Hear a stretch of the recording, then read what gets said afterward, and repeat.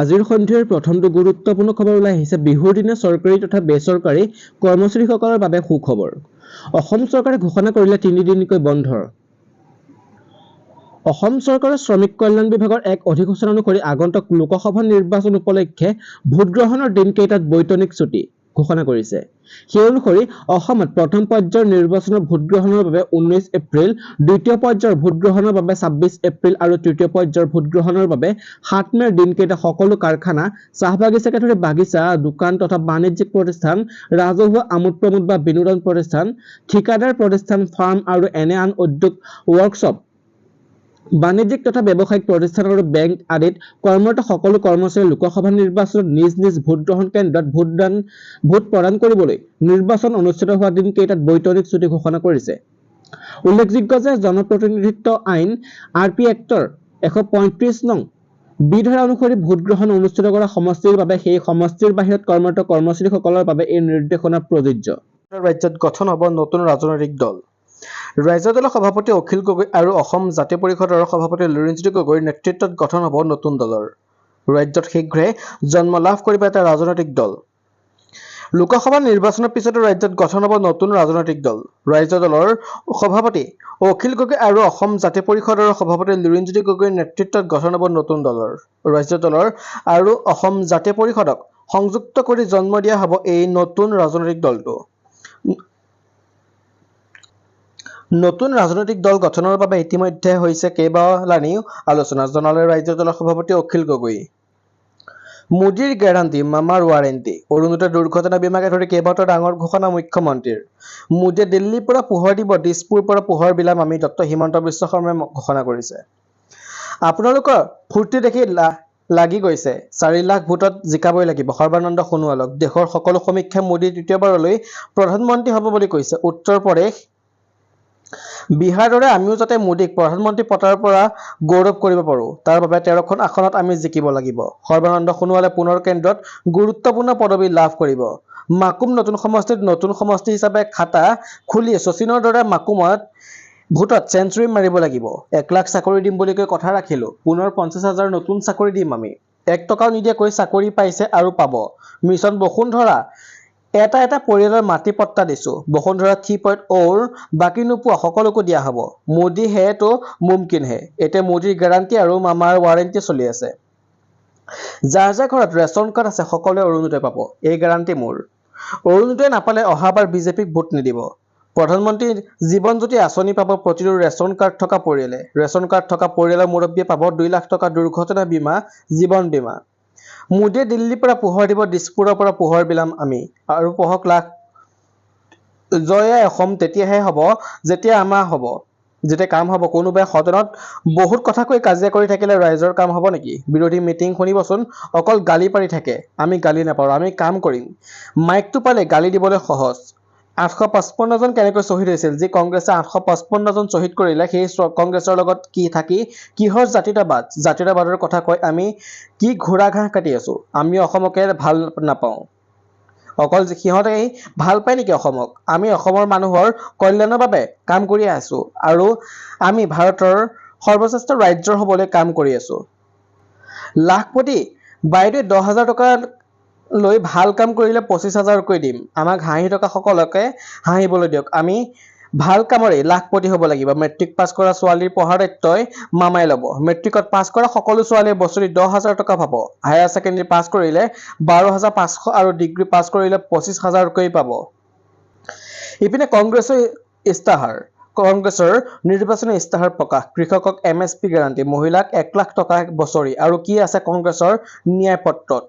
কংগ্ৰেছে এইবাৰ ইস্তাহাৰত 25টা গেৰাণ্টি উল্লেখ কৰিছে। কংগ্ৰেছৰ মতে ইস্তাহাৰত দলৰ 5টা ন্যায় কাম অংশীদাৰিত্ব ন্যায়, কৃষক ন্যায়, মহিলা ন্যায়, শ্ৰমিক ন্যায় আৰু যুৱ ন্যায় অন্তৰ্ভুক্ত কৰা হৈছে। লোকসভা নিৰ্বাচনৰ বাবে কংগ্ৰেছে প্ৰকাশ কৰিলে ইস্তাহাৰ। শুক্ৰবাৰে ন্যায়পত্ৰ নামেৰে নিৰ্বাচনী ইস্তাহাৰ প্ৰকাশ কৰিছে কংগ্ৰেছে। ইস্তাহাৰ মুকলি অনুষ্ঠানত উপস্থিত থাকে ৰাহুল গান্ধী, সোনিয়া গান্ধী, কংগ্ৰেছৰ ৰাষ্ট্ৰীয় সভাপতি মল্লিকাৰ্জুন খৰ্গে আৰু দলৰ সাধাৰণ সম্পাদক KC বেণুগোপাল।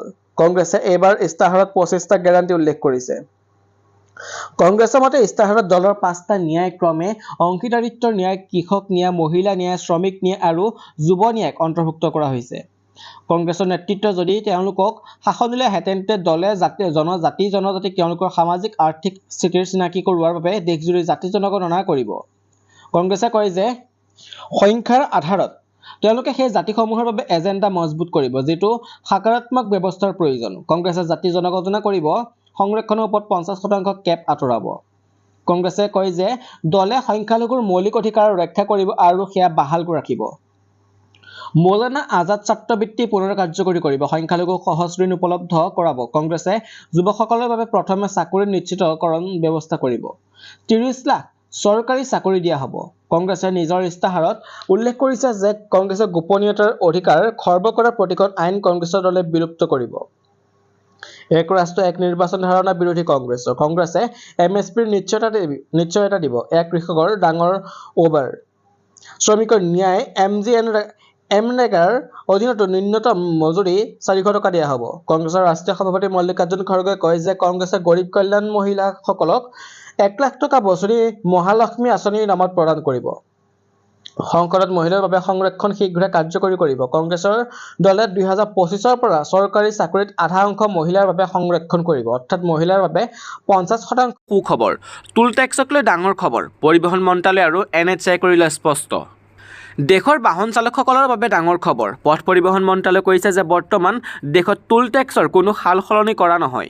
মন্ত্ৰালয়ে ফালৰ পৰা কোৱা হৈছে যে এতিয়া টুল টেক্স সংশোধন কৰা নহয়। মন্ত্ৰালয়ে ইয়াৰ বাবে নিৰ্বাচন আয়োগৰ দোহাই দি কয় যে নিৰ্বাচনলৈ টুলৰ পুৰণি হাৰেই বাহাল থাকিব। বৰ্তমান টুল টেক্সক লৈ মন্ত্ৰালয়, NHAই আৰু PIBয়ে কোনো আনুষ্ঠানিক ঘোষণা কৰা নাই, কিন্তু তেওঁলোকৰ ফালৰ পৰা নিশ্চিতভাৱে কোৱা হৈছে যে এতিয়া টুল টেক্সৰ হাৰৰ কোনো সংশোধন কৰা নহয় আৰু পুৰণি হাৰেই বাহাল থাকিব। ইয়াৰ পূৰ্বে খবৰ ওলাইছিল যে দেশত 1 এপ্ৰিলৰ পৰা বহু স্থানত টুল টেক্সৰ নতুন হাৰ কাৰ্যকৰী হ'ব। ইপিনে মেট্ৰিক পৰীক্ষাৰ্থীৰ বাবে এটা গুৰুত্বপূৰ্ণ খবৰ। বিহুৰ আনন্দৰ মাজতে ঘোষণা হ'ব মেট্ৰিকৰ ফলাফল, জনালে শিক্ষামন্ত্ৰীয়ে।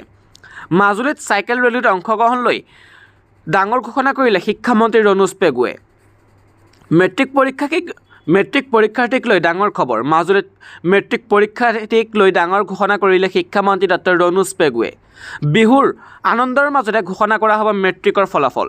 মাজুলীত চাইকেল ৰেলীত অংশ লৈ ঘোষণা কৰে শিক্ষামন্ত্ৰীয়ে। গাঁৱে উপলব্ধ হ'ব ডিজিটেল শিক্ষা, 3 কোটি মহিলাক বনাম লাখপতি দিদি, বিল গেটছক ক'লে মোদীয়ে। প্ৰধানমন্ত্ৰী মোদী আৰু বিল গেটছে ভাৰত ডিজিটেল পেমেণ্টৰ দেশৰ বাহিৰত ইয়াৰ বিস্তাৰক লৈ আলোচনা কৰে। প্ৰধানমন্ত্ৰী নৰেন্দ্ৰ মোদী আৰু মাইক্ৰছফ্টৰ সহ প্ৰতিষ্ঠাপক বিল গেটছৰ মাজত বাৰ্তালাপত স্থান পালে প্ৰযুক্তি, হেল্থ কেয়াৰ, ডিজিটেল পেমেণ্ট আৰু কৃত্ৰিম বুদ্ধিমত্তা আদি বিভিন্ন বিষয়। এই বাৰ্তালাপত বিল গেটছে কয় যে ভাৰতত এতিয়া ডিজিটেল চৰকাৰ। ভাৰতে কেৱল প্ৰযুক্তি ব্যৱহাৰ কৰা নহয়, ইয়াৰ নেতৃত্ব দিছে। প্ৰধানমন্ত্ৰীয়ে বিল গেটছক নমোদ্ৰণ দি আঁচনিৰ বিষয়ে অৱগত কৰে আৰু তাক লৈ আলোচনা কৰে, যাৰ জৰিয়তে বিশেষকৈ মহিলাসকলৰ মাজত প্ৰযুক্তিৰ দিশটোক উদগনি দিয়াত সহায়ক হৈছে। প্ৰধানমন্ত্ৰী মোদী আৰু বিল গেটছে ভাৰতত ডিজিটেল পেমেণ্ট আৰু দেশৰ বাহিৰত ইয়াৰ বিস্তাৰক লৈ আলোচনা কৰে। প্ৰধানমন্ত্ৰী মোদীয়ে কয় যে ইণ্ডোনেছিয়াত অনুষ্ঠিত G20 সন্মিলনৰ সময়ত সমগ্ৰ বিশ্বৰ প্ৰতিনিধিসকলে ভাৰতত ডিজিটেল বিপ্লৱৰ বাবে আগ্ৰহী আছিল। গাঁৱে উপলব্ধ কৰা ডিজিটেল শিক্ষা। মোদীয়ে কয় যে চৰকাৰৰ লক্ষ্য প্ৰতিখন গাঁৱলৈ প্ৰতিটো শিশুলৈ ডিজিটেল শিক্ষা উপলব্ধ কৰোৱা। ডিজিটেল আন্তঃগাঁথনি গাঁওসমূহলৈ লৈ যাম। প্ৰধানমন্ত্ৰী মোদীয়ে বিল গেটছৰ সৈতে হোৱা বাৰ্তালাপত কয় যে 3 কোটিৰো অধিক মহিলাক লাখপতি দিদি বনোৱা তেওঁৰ চৰকাৰৰ লক্ষ্য। ইয়াৰ উপৰি কৃষিৰ বাবে গুৰুত্বপূৰ্ণ পোছাক আধুনিক কৰি তুলিব বিচাৰে। ইফালে 1 এপ্ৰিলৰ পৰা আৰম্ভ হ'ব 2024 আৰু 25 শিক্ষাবৰ্ষ। সেৱাই প্ৰকাশ কৰিলে শৈক্ষিক দিনপঞ্জী। সেৱাই প্ৰকাশ কৰিলে 2024 বৰ্ষৰ শৈক্ষিক দিনপঞ্জী। 1 এপ্ৰিলৰ পৰা আৰম্ভ কৰা হ'ব 2024 আৰু 25 শিক্ষাবৰ্ষ। ইয়াৰ পূৰ্বে প্ৰকাশ পালে আগন্তুক শিক্ষাবৰ্ষৰ শৈক্ষিক দিনপঞ্জী। সেৱাই প্ৰকাশ কৰিলে এই শৈক্ষিক দিনপঞ্জী অনুসৰি আগন্তুক শিক্ষাবৰ্ষৰ মুঠ কৰ্মদিন 254 দিন। 2024 আৰু 25ৰ বন্ধ তালিকাত আছে 111 দিন। লগতে বিভিন্ন দিৱস উদযাপনৰ বাবে ধাৰ্য 34 দিন। 4টা চৰকাৰী বন্ধ উদযাপনৰ নিৰ্দেশ। শংকৰদেৱ মাধৱদেৱৰ তিথিৰ লগতে লাচিত দিৱস আৰু বীৰ চিলাৰায় দিৱস উদযাপনৰ নিৰ্দেশ। লগতে শৈক্ষিক দিনপঞ্জী অনুসৰি বিদ্যালয় পৰিচালনাৰ নিৰ্দেশ। পূৰ্বে চৰকাৰী কৰ্মচাৰীৰ বাবে ভাল খবৰ। 4% DA লগতে একেলগে বৃদ্ধি কৰা হ'ব 9টাকৈ ভাত্তা। কেন্দ্ৰীয় চৰকাৰৰ কৰ্মচাৰীৰ বাবে মাৰ্চ মাহ আছিল এক সুখবৰ। কেন্দ্ৰীয় কেবিনেটে ডিয়াৰনেছ এলাউন্স DA 4% বৃদ্ধিৰ অনুমোদন জনাইছে। কেন্দ্ৰীয় কৰ্মচাৰী DA 50%লৈ বৃদ্ধি কৰা হৈছে। DA আৰু HRA উপৰি 9টা ভাত্তা আছে, যাৰ সুবিধা কেন্দ্ৰীয় কৰ্মচাৰীক দিয়া হ'ব। ডিএ বৃদ্ধিৰ লগতে অন্যান্য ভাত্তা বৃদ্ধি কৰা হৈছে। ডিএ 4% পৰা 50% আৰু HR 3.1% বৃদ্ধি কৰা হয়। ইয়াৰ উপৰিও ভ্ৰমণ ভাত্তা বৃদ্ধি কৰা হৈছে। এই সকলোবোৰ সুবিধা অহা 31 মাৰ্চৰ পৰা উপলব্ধ হ'ব। কোনবোৰ ভাত্তা বৃদ্ধি কৰা হৈছে? কেন্দ্ৰীয় কৰ্মচাৰী ডিআৰএছ ভাত্তাৰ লগতে 9টা ভাত্তা: ঘৰ ভাড়া ভাত্তা, শিশু শিক্ষা ভাত্তা, শিশু যত্ন বিশেষ ভাত্তা, হোষ্টেল ৰাজসাহায্যৰ ব্যাপক বৃদ্ধি হৈছে। কোনবোৰ ভাত্তা বৃদ্ধি কৰা হৈছে? কেন্দ্ৰীয় কৰ্মচাৰী ডিআৰএছ ভাত্তা লগতে 9টা ভাত্তা: ঘৰ ভাড়া ভাত্তা, শিশু শিক্ষা ভাত্তা, শিশু যত্ন বিশেষ ভাত্তা, হোষ্টেল ৰাজসাহায্যৰ ব্যাপক বৃদ্ধি হৈছে। বদলিৰ সময়ত টিএ গ্ৰেজুৱেটি পোচাক ভাত্তা, নিজৰ পৰিবহণৰ বাবে মাইলেজ ভাত্তা, দৈনিক ভাত্তাও বৃদ্ধি কৰা হৈছে। এতিয়া ডিএ হিচাপত পৰিৱৰ্তন হ'বনে? 2016 চনত সপ্তম দৰমহা আয়োগে কাৰ্যকৰী কৰাৰ সময়ত চৰকাৰে ডিএ 0লৈ হ্ৰাস কৰিছিল। ইয়াক 0লৈ হ্ৰাস কৰা হ'ব আৰু কৰ্মচাৰী ভাত্তা 50% মূল দৰমহা অৰ্থাৎ ন্যূনতম দৰমহাত যোগ। প্ৰথমটো খবৰ হৈছে ৰেচন কাৰ্ড থাকিলে লাভ কৰিব চৰকাৰী ইঞ্চুৰেঞ্চৰ সুবিধা। মুখ্যমন্ত্ৰী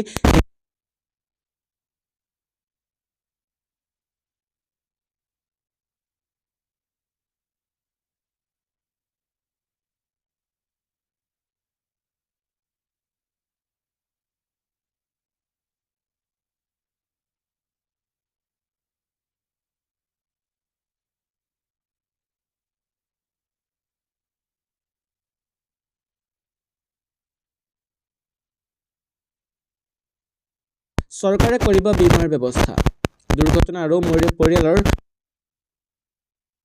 ধন।